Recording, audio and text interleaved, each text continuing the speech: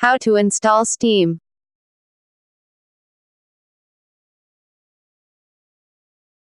Open your web browser and go to this link.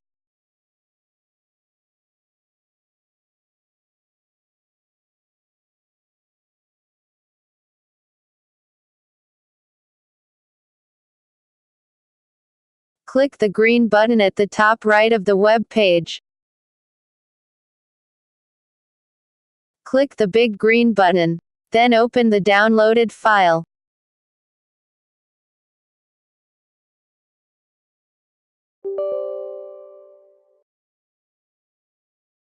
Click Next.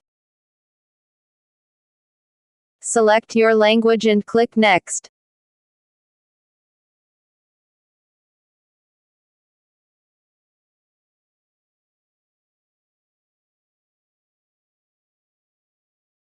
Wait until Steam has finished updating.